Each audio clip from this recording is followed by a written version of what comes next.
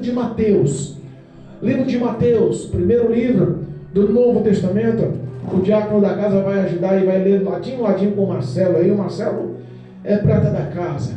O Marcelo está aí todo domingo com a gente e tem muito prazer na leitura da palavra. Mateus capítulo 11, versículo 20. São poucos os versículos hoje, amém, igreja? Só são 5 versículos. Mas eu quero levar a meditação e o conhecimento. Eu quero levar as portas de ensinamento que serão abertas hoje pelo Espírito de Deus, irmãos. Porque essas palavras são reveladas por Deus. Essas palavras não são do pastor. Se vocês dependessem da sabedoria do pastor para ir para o céu, estava enrolado, né? Mas nós dependemos da sabedoria que vem dos céus, revelada pelo Espírito de Deus, amém? O tema da leitura: as 3 cidades impertinentes, amém?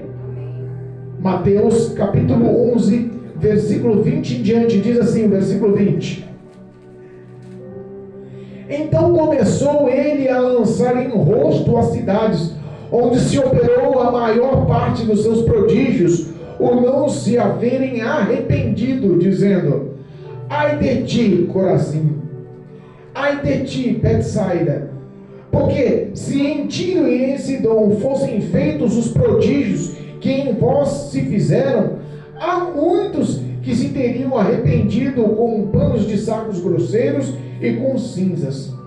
Por isso, eu vos digo que haverá menos rigor para Tiro e Sidom no dia do juízo do que para vós. E tu, Cafarnaum, que te ergue aos céus, será abatida até aos infernos. Porque se em Sodoma tivessem sido feitos os prodígios que em ti se operaram, teria ela permanecido até hoje. Porém eu vos digo que haverá menos rigor para os de Sodoma no dia do juízo do que para ti. Amém? Louvado seja Deus. Podemos assentar e vamos entender o que o papai quer falar conosco essa noite. Irmãos, coisa boa é ouvir a voz de Deus. Coisa boa é ter o coração aberto para entender, os ouvidos desagravados para escutar. E as tábuas do nosso coração tem que ser preenchida sim por essas palavras, tem que ser preenchido sim por essas leis, tem que ser preenchida sim pelos estatutos, pelos mandamentos de Deus. Porque essas palavras mudam a vida do homem, igreja. Ela nos traz uma nova história, um novo currículo, uma nova página de vitória em nossas vidas. A Bíblia fala que Jesus, ele estava ali admoestando. Repara que o tom já não era um tom sociável, já era um tom de repreensão. Mas se nós pegarmos um pouquinho antes, no capítulo 10, nós vamos entender que Cristo tinha reunido os 12 discípulos e tinha dado poderes a ele, tinha dado instruções a eles, tinha mostrado como agir longe de Jesus. Separou de 2 em 2 e deu ordem, ide anunciar o reino do Senhor, e deu sobre eles o poder de expulsar demônios e de levar cura, e o poder da mensagem leve, pois vos é chegado a hora do reino de Deus. Cristo orientou em tantos detalhes: olha, não se preocupe com o que vocês vão comer ou beber, não se preocupe em levar reserva de dinheiro, não se preocupe em levar uma túnica reserva, não se preocupe nem em levar uma sandália a mais. Aonde vocês vão trabalhar, digo não trabalhador do seu salário, o Espírito de Deus vai com vocês e vai abençoar e abrir as portas. Entre pelas cidades e anuncie o novo reino, entre pelas cidades e expulse os demônios dos atormentados, entre pelas cidades e anuncie a cura no nome de Jesus. Limpai os leprosos, levantai os coxos, curai os enfermos, anunciai os sinais. Deus orientou. E aquela casa que vos achar bem ser recebida, comam o que eles derem e fiquem o quanto puderem. E abençoe quando sair de lá, abençoe a casa. Mas se alguns que estiverem nas cidades que vocês entrarem não vos receberem, olha só como é forte essa história. Porque até agora está falando em bênção, né? Você está entrando com um canal de bênção, vocês vão lá, vai expulsar o demônio do filho atormentado, vai expulsar o demônio do marido atormentado, vai expulsar o demônio da mulher atormentada. Você vai entrar lá, vai levar cura porque está enfermo, vai ressuscitar um morto. Você vai entrar lá, vai mudar a história, vai dar vista aos cegos, vai chamar os leprosos, vai purificar os leprosos. Até aí é só coisa de bênção.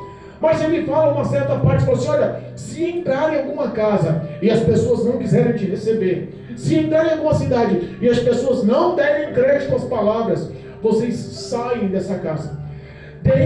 Vocês deem a paz, mas se não houver paz, que elas voltem para ti. E ao sair da cidade, sacude até as sandálias nos pés para que as poeiras caiam. Repara que tem um porquê do ensinamento. Repara que tem um porquê, Marcelo, porque o crente legítimo, o cristão legítimo, é o protestante, é aquele que prega contra o pecado, e ponto.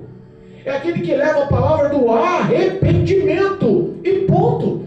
É aquele que leva a libertação das iniquidades, é aquele que conduz o homem a uma doutrinação, um coração sã, aquele que conduz o homem a ter caráter, aquele que leva as verdades e as palavras, tem poder de mudar, porque essas palavras não vieram do homem, mas sim do próprio Cristo, o Messias, o Salvador, o Filho do Deus Todo-Poderoso. Os profetas do passado, as leis do passado, tinha virtude nas palavras. Aqueles 12 que foram selecionados começaram a colocar em prática tudo que estavam vendo através de Cristo. E coisa difícil é você pôr em prática o amor. Porque aquelas palavras resumiam no bem da humanidade. Você acha que a palavra de Deus, ela vem para o quê? Ela vem para transformar a vida do homem. Um homem sem Deus é triste, um homem sem Deus é amargurado, um homem sem Deus é frustrado, um homem sem Deus é derrotado. O homem sem Deus é uma vítima na mão de demônios. A estrutura do homem não é capaz, a intelectualidade do homem não é capaz de suportar as investidas do mal. A influência do diabo, de Satanás sobre a face da terra é extremamente poderosa. Engana-se o homem que achar que o seu diploma de Harvard, engana-se o homem de achar que as suas conquistas dos seus triplex, engana-se o homem que o seu poder como empresário ou como político, engana-se o homem que a sua conta bancária podem auxiliá-lo ou bloqueá-lo ou ajudá-lo a resistir à influência de Satanás. Não dá, irmãos. O homem sem Deus é vítima na mão do diabo. Essa é a verdade. O homem sem Deus, ele se torna aí alvo fácil. E a Bíblia me afirma que a palavra de Deus me afirma que o papel do diabo, o papel do ladrão do diabo, o ladrão de almas, é um só: matar, roubar e destruir. Mas aí a Bíblia também nos ensina que Cristo, ele veio para mudar essa história. É por isso que ele precisava de ajuda. E ele colocou a ativa do amor dele nas mãos dos discípulos. E os discípulos começaram a fazer. Repara que todos os discípulos fizeram os seus papéis. Mas na sequência, quando eles saíram, Cristo começou a fazer uma certa autoanálise. Todas as cidades que eles passaram, ele e os discípulos, que serviu de exemplo, de lição, como um professor para os discípulos. Quantos sinais e prodígios aconteceram? Porque até aquele momento não se havia profeta sobre a face da terra que tinha feito o que Cristo fez. Se nós pegarmos os profetas mais audaciosos do passado, não dá para se comparar com os feitos de Jesus. Não tem como se comparar com os feitos de Jesus. Alguns profetas renomados como Elias, conceituados como Eliseu, ou de grande influência como Daniel, ou de grande graça como Isaías, nenhum deles, Jeremias, Ezequiel, nenhum dos grandes profetas e nem dos pequenos profetas se comparou com as ações e os feitos de Cristo sobre a face da terra. Jesus foi um marco da vida do homem. Jesus foi o ponto final da sofrência, da legalidade de demônios sobre a vida do homem. E começou ali uma nova história. Cristo quer começar uma nova história na minha e na tua vida. Mas a reflexão dele naquele momento foi que ele mandou para todo o território de Israel. Para todo o território existiam mais de 210 cidades ao redor. Ele começou a analisar no conceito de cada cidade. E aí veio sim a resolução, ou o resumo do que nós lemos. Ele começou a fazer comparativos. Cafarnaum foi a cidade em que Cristo morou em seu ministério. Eu já disse em outras pregações, repito, Marcelo, se você for até os dias atuais, lá no local onde era a cidade de Cafarnaum, porque foi amaldiçoada pelo próprio Cristo e ela foi destruída. Mas se você entrar lá, onde foi montada a cidade, onde existiu a cidade, tem placas dizendo, aqui era a cidade de Cristo, onde Jesus morou. Repara que houve uma porção de reconhecimento, mas ao mesmo tempo não houve arrependimento. E é isso que Cristo começou a demonstrar.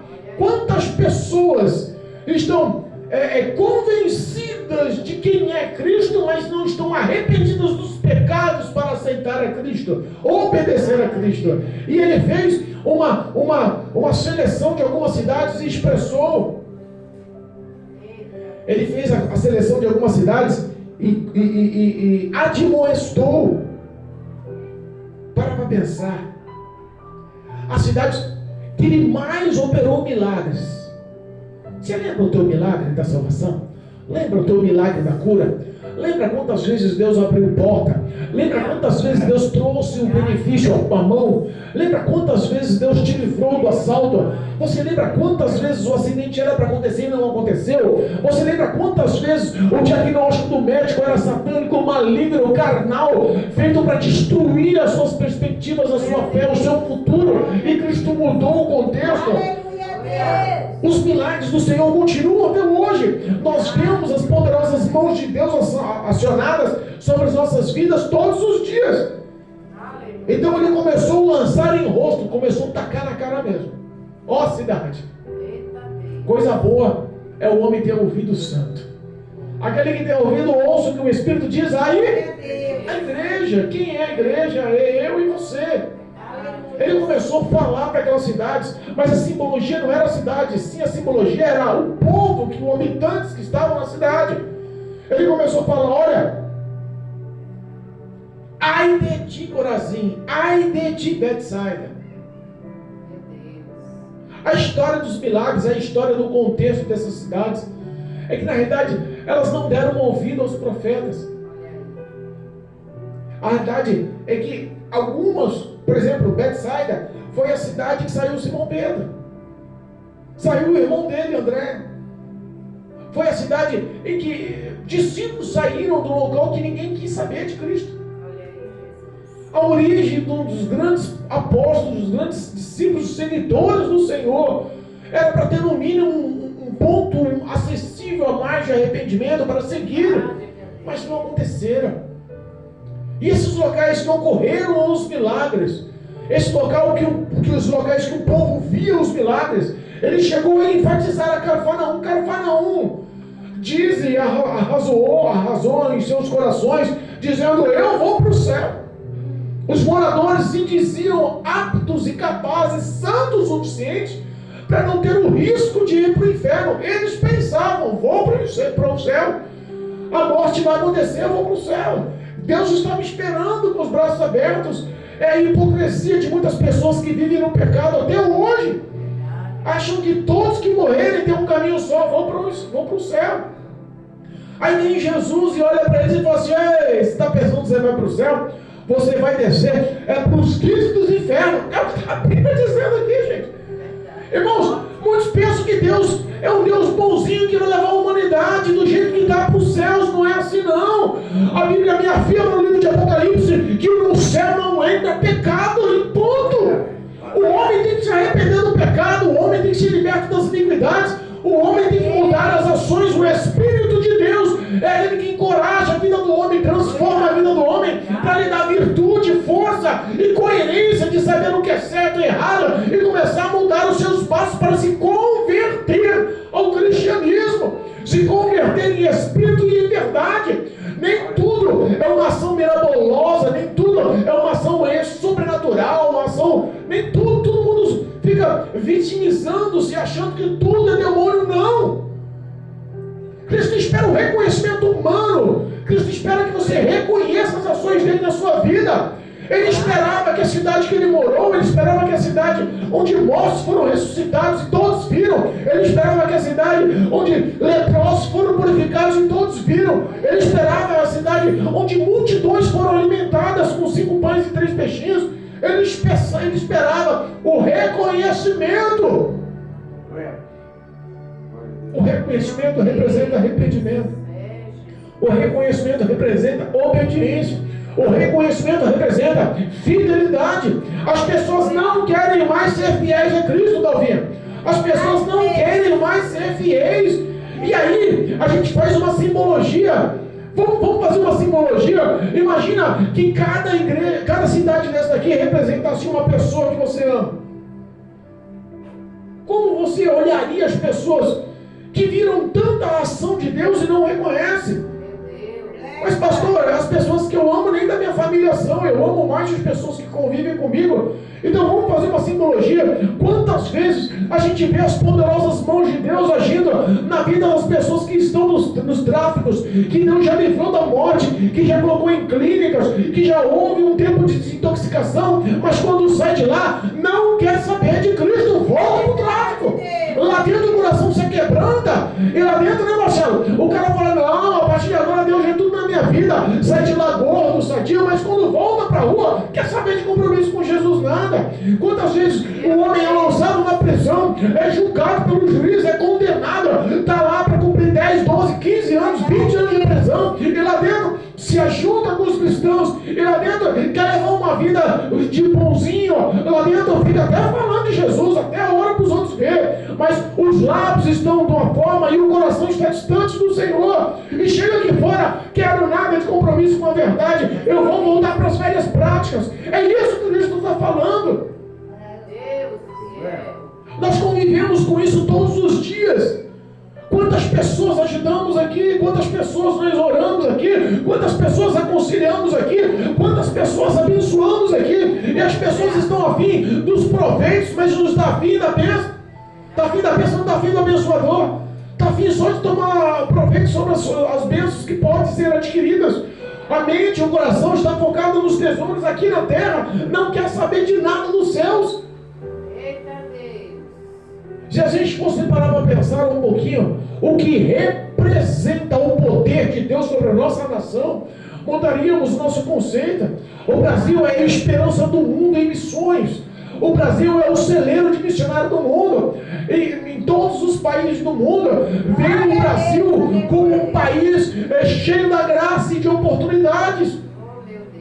Se nós fôssemos analisar a vida de cristãos fora do nosso país, em um país comunista, a nossa América Latina, todos os países da América Latina estão no comunismo.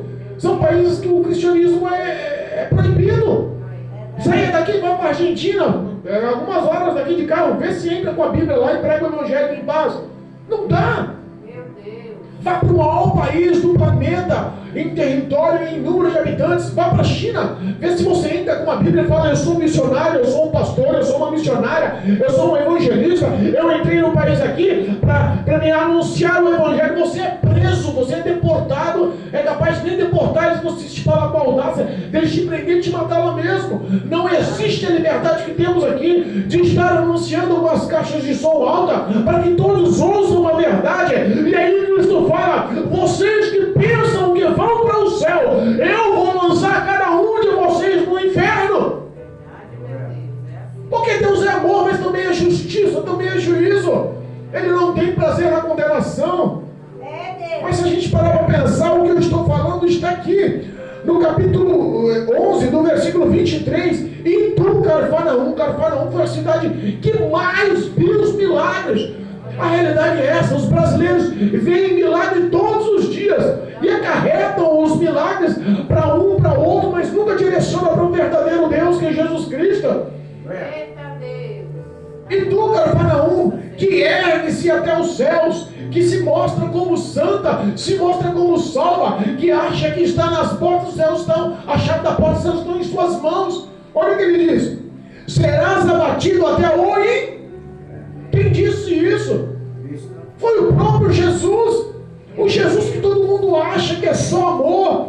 Jesus Cristo ama a humanidade, e a prova disso é que ele morreu na cruz do Calvário por todos.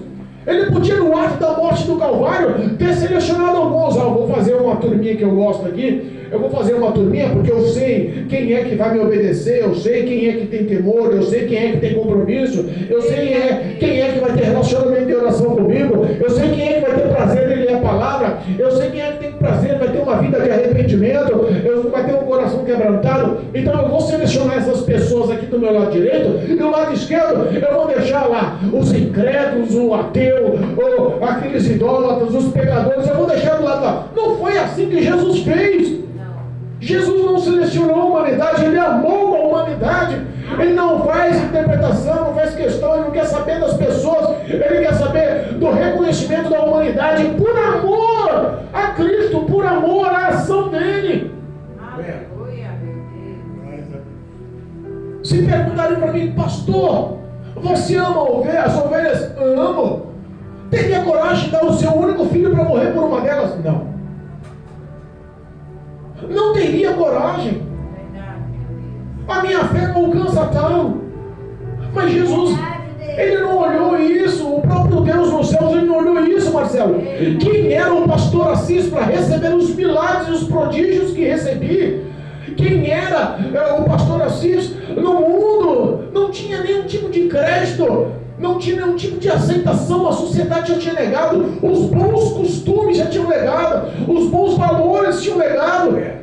Os familiares, os amigos, todos olhavam de uma só forma. Esse não tem jeito, o destino desse é o inferno. Este não vai mudar nunca, o destino desse é o pecado. Olha aí, Jesus. Mas o reconhecimento traz obediência. Às vezes as pessoas estão no lugar certo, na hora certa, mas não estão a fim de agir da forma certa. É Deus. Saul foi ungido rei de Israel. Saul foi ungido por Deus. O povo quis, o povo elegeu, e Deus acabou abençoando. Tá bom, vocês estão querendo, então vamos ungir. Eu aceito a aceitação aí, bora Saul como rei. Foi ungido rei de Israel. Saul, ele era um homem ungido por Deus, por profetas, era um homem aceito pela população, era um homem que era bem visto pela sociedade. O que ele tinha que fazer? O mínimo, andar com obediência e fidelidade. Deus mandou ele fazer, faz isso. Ele não fez ao contrário. Em uma das invasões, em uma das excursões de guerra contra outra cidade, Deus falou, mata todo mundo. Porque a idolatria e tudo que tem sobre a cidade já foi amaldiçoado. Tem maldições sobre tudo, mata todos, inclusive os animais. A população que está aí não tem arrependimento, pelo contrário, tem maldição futura, mata todos. Saul não obedeceu, viu que os animais tinham grande valia. Quer saber da coisa? Mata os homens, as mulheres, mata os demais, mas os animais eu vou pegar para mim. Os animais eu tenho um plano para eles. Repare nos valores pessoais acabam se colocando em primeiro lugar na vida do homem. Cristo fica em segundo lugar. Foi isso que aconteceu com Cafarnaum. É isso que acontece com o nosso Brasil. É isso que acontece com a região sudeste. É isso que acontece com São Paulo. É isso que acontece com a Zona Norte. É isso que acontece com os crentes do nosso bairro, que na realidade não estão a fim de arrependimento, estão a fim de viver um modismo, estão a fim de relacionamento com o mundo, de embaraço com o mundo. E Cristo está falando, se vocês soubessem e vissem os milagres que estão realizados, o que eu empenho, o investimento espiritual que eu faço para dar livramento e operar prodígios sobre a nação brasileira, se fosse pregado lá na Coreia do Norte, tinha mudado todo aquele país. Olha aí. Olha. Se o que eu fiz aqui no bairro do Jardim da Terra fosse feito lá na Índia, tinha mudado o segundo país mais populoso do planeta. Haveria assim arrependimento. As pessoas mudariam assim as condutas. Existia uma cidade que homens eram perversos, chamada Nínive. Existia uma cidade que os homens eram idólatras, eram malignos, avarentos, que não estavam a fim de nada. As ações deles eram impiedosas, tinham prazer no eu. Mas a pregação de um homem, de Jonas, e uma pregação, diga-se passagem, muito da mal feita, com o coração amargurado, falou por obrigação.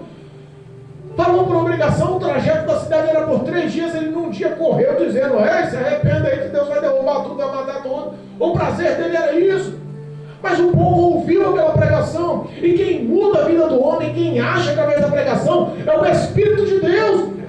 Não é um pastor que fala que vai mudar a tua vida. Não foi Jonas que falou que mudou a vida dos ninivitas. É a ação do próprio Deus através da representação do Espírito de Deus sobre a face da terra.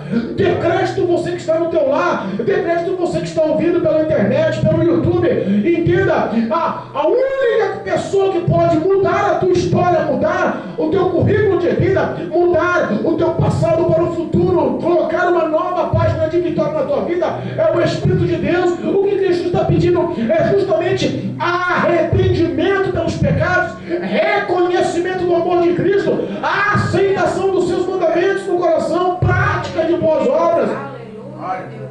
O homem não quer mais saber de relacionamento. Eu imagino esses grandes ministérios, essas grandes igrejas que tem no nosso país.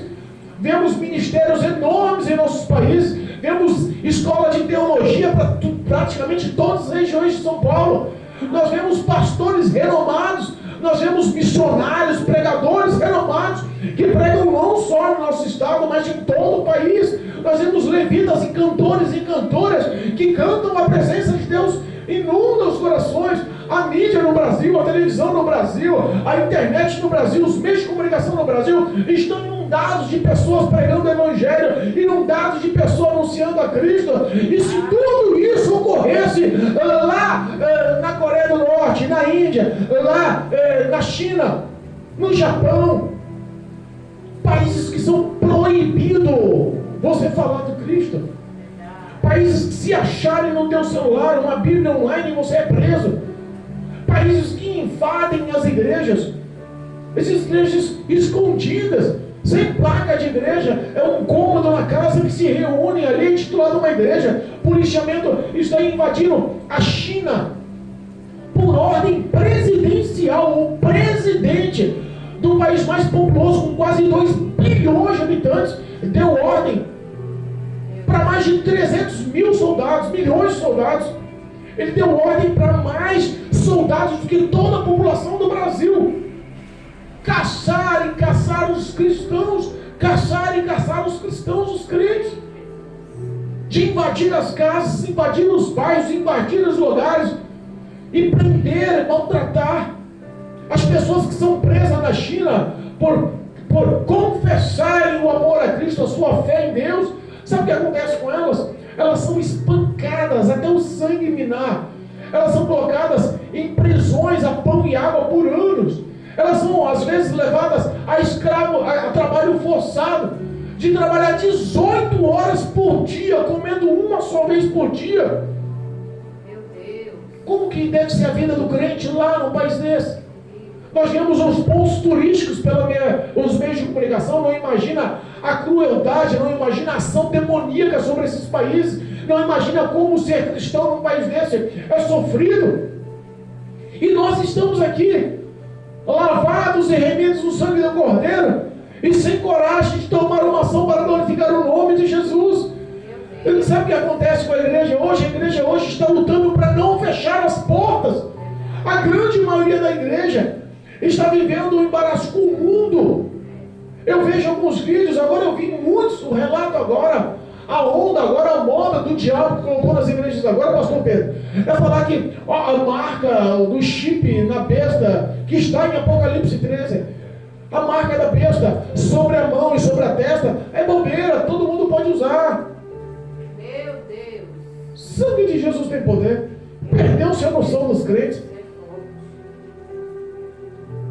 Então pastores estão anunciando, pode usar sim, é tecnologia, não tem nada não, pode usar a marca da besta assim, não tem nada não. Isso aí é outra coisa, é outro pensamento, tem que ler a Bíblia, isso daí não tem essa ideologia não. Irmãos, daqui a pouco a igreja de muitos vai estar liberado o pecado, pode pecar, não tem problema não, Deus vai te perdoar, continua pecando. Eu não duvido que isso pode estar acontecendo. Nós vimos uma revelação por uma pastora, a qual está havendo uma reunião intensa no inferno, de milhões e milhões e milhares de demônios, e demônios de alta patente, extremamente poderosos. Reuniões no inferno, Marcelo, para que nuvens de demônios viessem lutar e atormentar os pequenos e os fiéis, os poucos remanescentes, as poucas igrejas que continuam de joelho no chão, as poucas igrejas que continuam com a cara no pó, as poucas igrejas que continuam amando, as poucas igrejas que continuam sendo fiel, as poucas igrejas que continuam orando, as poucas igrejas que continuam consagrando. As pessoas hoje perderam o temor na busca pela santidade. As pessoas não estão a fim de renúncia. Não estão a fim de viver a vida com santidade, com renúncia da sua carne, dos seus pensamentos. As escolas de teologia hoje estão mudando. A ciência está dominando a fé. A ciência está matando a fé nas escolas de teologia.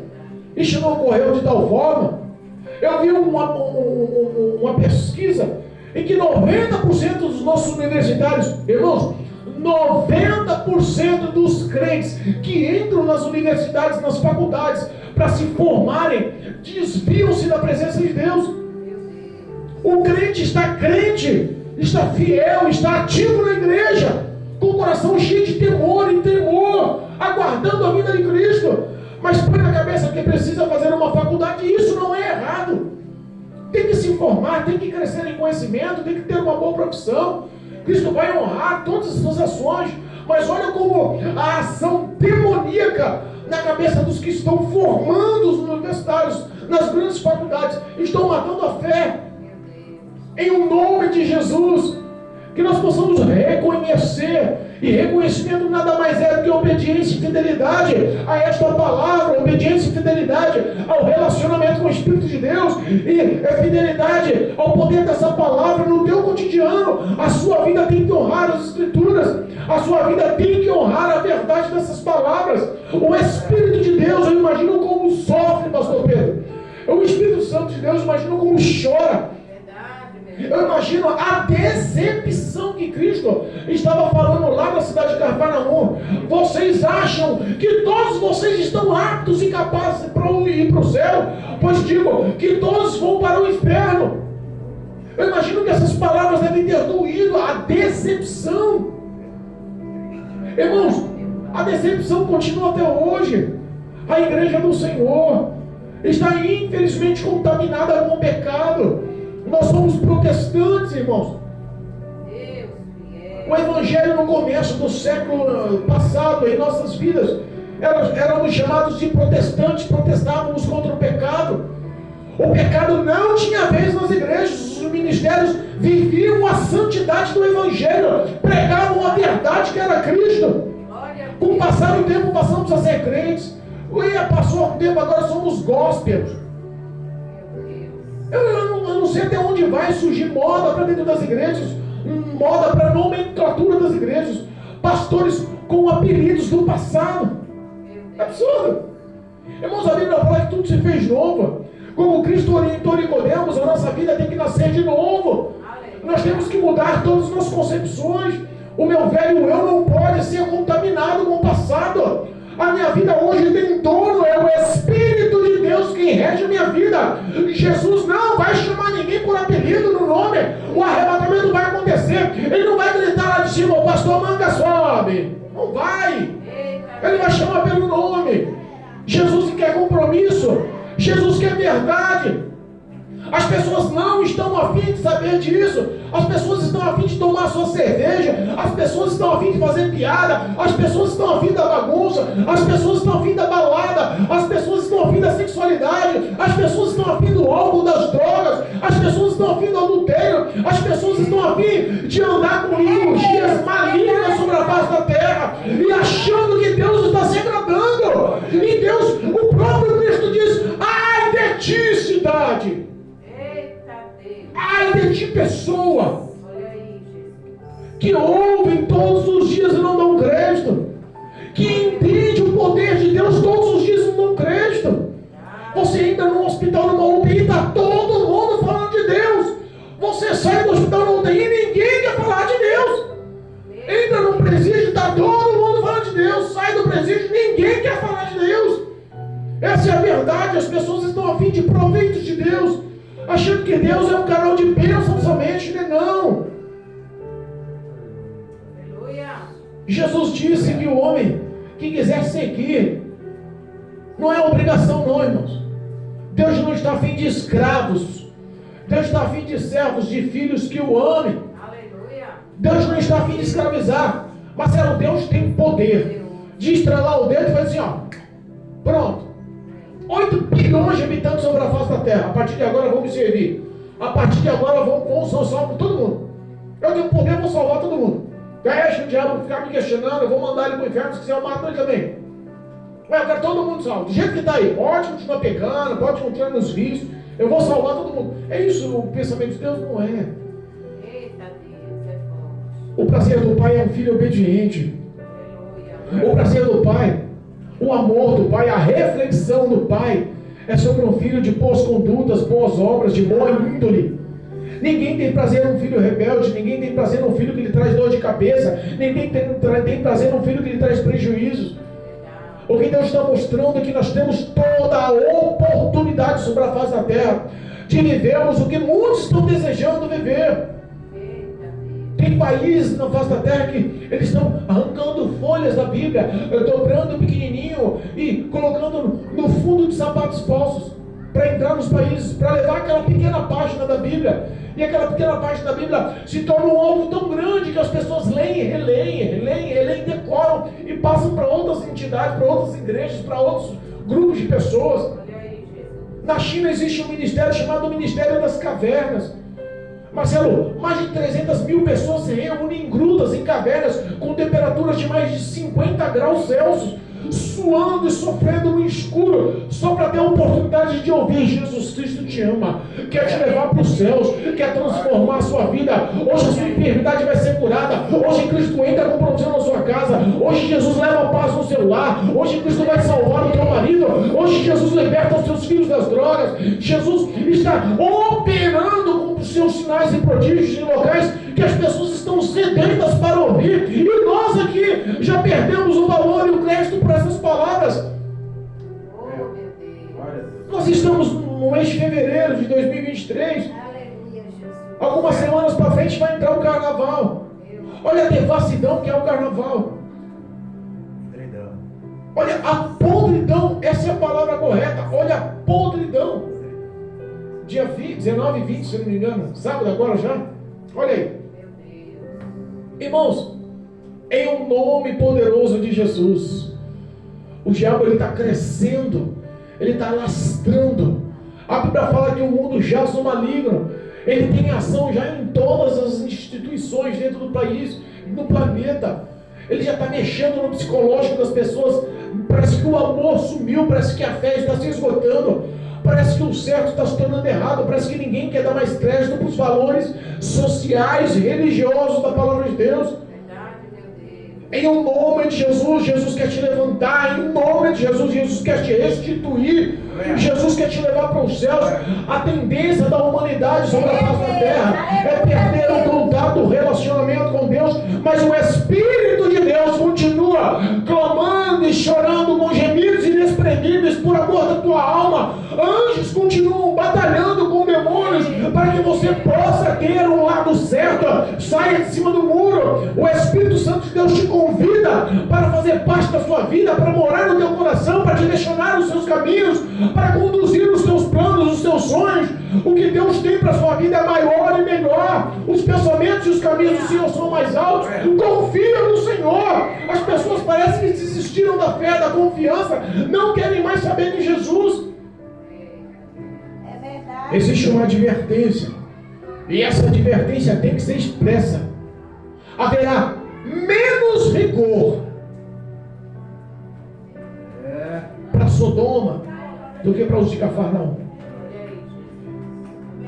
Traduzindo, haverá menos rigor para os países comunistas que estão sofrendo, onde o evangelho está quase escasso. Se você pegar todos os países da Europa hoje, olha a estatística que absurdo. Todos os países da Europa, todos os europeus, todos os países da Europa, onde surgiram grandes avivalistas do evangelho nos séculos passados, tem menos de 1% de crente. Menos de 1% de cristãos. As igrejas estão sendo transformadas em bares. As igrejas estão sendo fechadas e sendo transformadas em boates. Você vai nos Estados Unidos, você vai no norte do nosso continente. É absurdo o que eles estão vivendo, pregando e anunciando e acham que estão certos. O álcool, o tabaco, a prostituição, Já virou rotina. O pecado já está entrando na igreja e já está se transformando comum. Sabe o que eu imagino? Como vai estar a igreja daqui a 10 anos? Pelo andar da carruagem, irmã Dalva, como a gente enxerga o cristianismo, a igreja de Cristo, o corpo do Senhor sobre a face da terra, a noiva do Cordeiro sobre a face da terra daqui a 10 anos? Vai haver santidade ainda? Vai encontrar-se fé ainda? Vai se encontrar compromisso com a verdade ainda? Arrependa-se hoje, porque o rigor do juízo de Deus será árduo. Não se deixe levar pelos que os outros pensam. Lembramos de Davi, quando foi enfrentar Golias.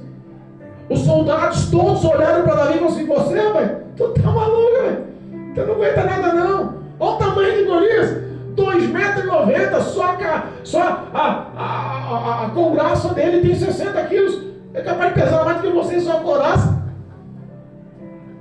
Davi não se deixou levar pelas más influências, pelas más línguas, ele não se deixou levar pelos desmotivadores, ele não confiava em ações motivacionais, ele confiava no Senhor dos Exércitos. Ele fazia as coisas porque ele confiava no poder de Deus sobre a vida dele. A ação de glória e de honra era sempre dada na vida de Davi para Deus.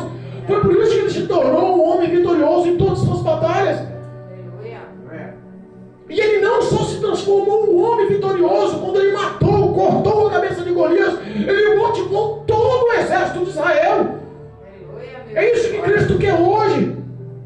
Soldados valentes, espiritualmente falando, que estejam nas trincheiras, orando, evangelizando, jejuando, anunciando o poder dessa verdade. A nossa maior luta é com os da casa. A nossa maior dificuldade é com os próprios crentes. As pessoas não estão a fim de apoiar, e além de não apoiar, querem te criticar. Olha como é que ele evangeliza. Olha como é que ela evangeliza. Olha como ele fala do amor de Deus. Olha como ela fala do amor de Deus. Ah, eu não vi isso na Bíblia não. Ah, eu não achei isso certo não. Se Davi fosse se deixar levar pela conduta dos da família, tinham 8 irmãos, o pai. Os 3 maiores foram para a guerra. Ele ficou lá cuidando de ovelhas. Não tinha crédito nenhum. Irmão, ele sabia que o vencedor estava lá cuidando das ovelhas, até a hora que Deus falou: 40 dias se passou, chega de insulto, vai lá, Davi, você é um menorzinho, eu sou contigo. Davi sabia que podia acertar uma mosca com uma pedrada com aquela funda. Como é que ele ia errar a cabeçona do gigante? Uma pedrada na testa, Marcelo, tim, que cravou. É Deus, verdade, Senhor. O que Cristo quer hoje é pessoas habilidosas com a palavra, pessoas compromissadas com a palavra, pessoas que estudem a palavra não por obrigação, mas porque amam ter essas palavras no coração, amam praticar o poder dessas palavras no seu dia a dia. O que Cristo quer são pessoas corajosas, porque sabe que toda a ação do diabo, ela só pode ter poder se você dá legalidade. Viva em santidade, viva e permaneça firme na fé, o diabo corre de vós. Não tem quem possa resistir à ação e o poder de Deus sobre a tua vida, se você vive uma vida de integridade. Cristo quer usar você para motivar a sua família a ser salva. Cristo quer usar você para motivar lá os teus amigos no trabalho e salvar. Cristo quer motivar a sua vida na rua para que todos os vizinhos sejam salvos. Cristo quer motivar você dentro do teu lar. A tua parentela tem que ver um testemunho vivo. Glória. Irmãos, entendam. Estou encerrando. As nossas ações são vistas por Deus, Marcelo. Eita Deus fiel. Tudo que você fala, pensa, age, faz, sente, é anotado no memorial por um anjo. Está aqui, ó. Olha a ação dele aqui hoje. Olha o que ele falou hoje aqui. Olha o que ela fez hoje aqui. Está tudo de bom ou de ruim anotado ali. O juízo de Deus será rigoroso para aqueles que estão achando que tudo se pode e achando que estão com a entrada garantida no céu. Cuidado! O dia do juízo vai ter tanta surpresa, pastor. Tanta surpresa. Em nome de Jesus, arrependa-se. Em nome poderoso de Jesus, arrependa-se. Reconheça a sua necessidade, a necessidade de Deus sobre a sua vida, para que os seus passos mudem em nome de Jesus. Amém, igreja? Amém. Louvado seja Glória a Deus. Deus. Glorificado seja o nome do Senhor. Uma salva de palmas para Deus em nome de Jesus. Louvado seja Deus. Engrandecido seja o nome do Senhor. Que Deus seja glorificado nessa noite.